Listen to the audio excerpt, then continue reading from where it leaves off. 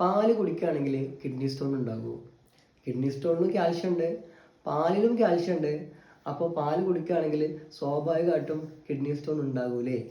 ഈ ഒരു ലോജിക്ക് വെച്ചിട്ട് കിഡ്നി സ്റ്റോണിൻ്റെ അസുഖമുള്ള പല ആളുകളും പാല് തീരെ ഒഴിവാക്കിയ സംഭവം വരുന്നുണ്ട്. ശരിക്കും ഇതിലെന്തെങ്കിലും യാഥാർത്ഥ്യമുണ്ടോ? ഇതിലൊരു യാഥാർത്ഥ്യവും ഇല്ലാതെ മാത്രമല്ല, പാല് ശരിക്കും കിഡ്നി സ്റ്റോൺ ഇല്ലാതെ വരാതിരിക്കാൻ വേണ്ടി നമ്മളെ ഹെൽപ്പ് ചെയ്യുന്ന ഒരാളാണ്. എന്താണ് ശരിക്കും സംഭവിക്കുന്നത് എന്ന് നമുക്കൊന്ന് നോക്കാം.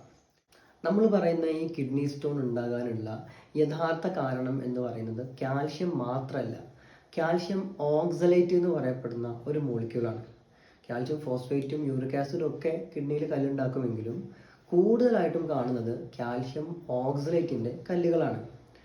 ഈ കാൽഷ്യം ഓക്സലേറ്റ് എന്ന് പറഞ്ഞു കഴിഞ്ഞാൽ ഒരു ഓക്സലേറ്റ് കാൽഷ്യവുമായിട്ട് കൂടിച്ചേരുമ്പോൾ ഉണ്ടാകുന്ന ഒരു മോളിക്യൂളാണ്.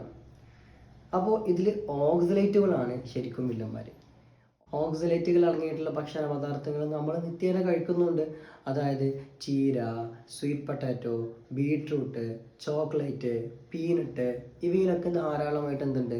ഓക്സലേറ്റുകളുണ്ട്. ഇങ്ങനെ ഓക്സലേറ്റുകൾ അടങ്ങിയിട്ടുള്ള ഭക്ഷണ പദാർത്ഥങ്ങൾ നമ്മൾ കഴിക്കുകയും നമ്മൾ ബ്ലഡിലൂടെ, വയറിൽ നിന്നും ബ്ലഡിലൂടെ അവ വലിച്ചെടുക്കപ്പെടുകയും ചെയ്യുകയാണെങ്കിൽ പിന്നെ കിഡ്നിയിലൂടെയാണ് ഓക്സലേറ്റുകൾ പുറന്തള്ളുക.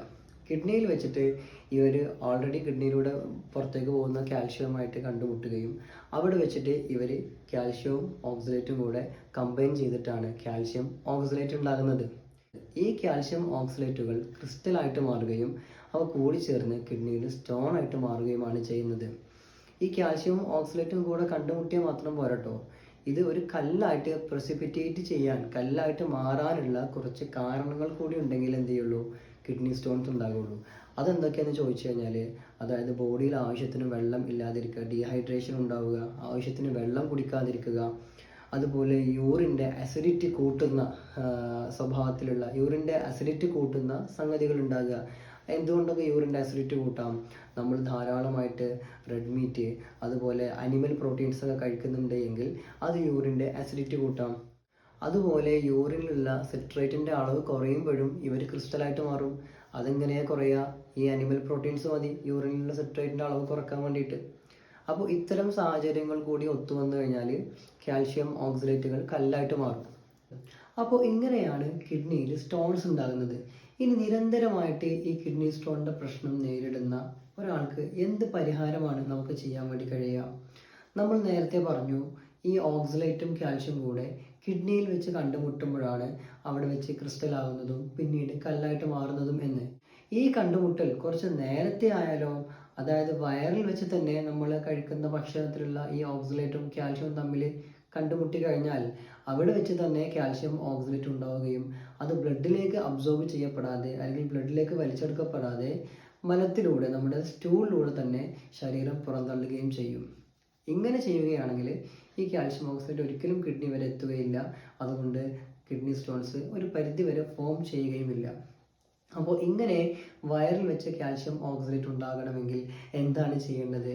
ഈ ഓക്സലേറ്റ് അടങ്ങിയ ഭക്ഷണ പദാർത്ഥങ്ങൾ നമ്മൾ കഴിക്കുന്ന സമയത്ത് തന്നെ വയറിൽ കാൽഷ്യം എത്തണം അല്ലേ? അതിനെന്താ ചെയ്യുക? നമ്മൾ ചീര കഴിക്കുമ്പോൾ കൂടെ തൈരോ മോരോ എന്തെങ്കിലും കഴിക്കുക. അതുപോലെ പൊട്ടാറ്റോ, സ്വീറ്റ് പൊട്ടാറ്റോ കഴിക്കുമ്പോഴും പിന്നെ ബീട്രൂട്ട് കഴിക്കുമ്പോഴും തൈരോ മോരോ എന്തെങ്കിലുമൊക്കെ ആഡ് ചെയ്യുക. പിന്നെ ചോക്ലേറ്റ് കഴിക്കുമ്പോൾ പാല് കുടിക്കുക. അതുപോലെ പീനട്ട് കഴിക്കുമ്പോഴും പാല് കുടിക്കുക. ഇങ്ങനെ കാൽഷ്യമുള്ള ഭക്ഷണ പദാർത്ഥങ്ങളും പിന്നെ ഓക്സലേറ്റ് അടങ്ങിയ ഭക്ഷണ പദാർത്ഥങ്ങളും തമ്മിൽ കമ്പൈൻ ചെയ്യുകയാണ് എങ്കിൽ ഒരു പരിധിവരെ ഈ കാൽഷ്യം ഓക്സലേറ്റ് ബ്ലഡിലേക്ക് വരുന്നത് നമുക്ക് പ്രിവെൻറ്റ് ചെയ്യാൻ കഴിയുകയും അങ്ങനെ കിഡ്നി സ്റ്റോൺസ് ഉണ്ടാകുന്നതും ഒരു പരിധിവരെ നമുക്ക് തടുക്കാൻ വേണ്ടി കഴിയും. ഇത് മാത്രം ശ്രദ്ധിച്ചാൽ പോരാ, നമ്മൾ ഇതോടുകൂടെ തന്നെ ഈ റെഡ് മീറ്റ്, അതുപോലെ അനിമൽ പ്രോട്ടീൻസ് നമ്മൾ അമിതമായിട്ട് കഴിക്കുന്നുണ്ടെങ്കിൽ അതിൻ്റെ അളവ് റെസ്ട്രിക്റ്റ് ചെയ്യണം. നല്ലപോലെ ഹൈഡ്രേഷൻ ഉണ്ടെന്ന് ഉറപ്പ് വരുത്തണം. നല്ലപോലെ വെള്ളം കുടിക്കണം. 2.5 മുതൽ 3 ലിറ്റർ വരെ വെള്ളം തന്നെ ഇത്തരം അസുഖക്കാർ, കിഡ്നി സ്റ്റോണിൻ്റെ പ്രശ്നം നേരിടുന്ന ആളുകൾ ഡെയിലി കുടിക്കേണ്ടതായിട്ടുണ്ട്. അതുപോലെ തന്നെ പെപ്സി, കോള തുടങ്ങിയിട്ടുള്ള സോഫ്റ്റ് ഡ്രിങ്ക്സ്, കാർബണേറ്റഡ് വാട്ടറുകളൊക്കെ ധാരാളം ഉപയോഗിക്കുന്ന ആളുകളാണെങ്കിൽ അതെല്ലാം പൂർണ്ണമായിട്ടും ഒഴിവാക്കുകയും ചെയ്യണം. സോ ഇങ്ങനെയൊക്കെ നമ്മൾ ചെയ്യുകയാണെങ്കിൽ കിഡ്നി സ്റ്റോൺസ് ഉണ്ടാകുന്നത് നമുക്ക് പ്രിവെൻറ്റ് ചെയ്യാൻ പറ്റും. അപ്പോൾ നമ്മൾ മനസ്സിലാക്കേണ്ട കാര്യം, പാലൊരിക്കലും കിഡ്നി സ്റ്റോൺസ് ഉണ്ടാക്കുകയില്ല. മറിച്ച് പാല് കുടിക്കുന്നതിലൂടെ നമുക്ക് കിഡ്നി സ്റ്റോൺസ് വരുന്നത് പ്രിവെൻറ്റ് ചെയ്യാൻ കഴിയും. Thanks for watching. ഈ വീഡിയോ ഇഷ്ടമായി എന്ന് വിചാരിക്കുന്നു. കൂടുതൽ ആളുകളുടെ അറിവിലേക്കായി ഷെയർ ചെയ്യുക, ചാനൽ സബ്സ്ക്രൈബ് ചെയ്യുക.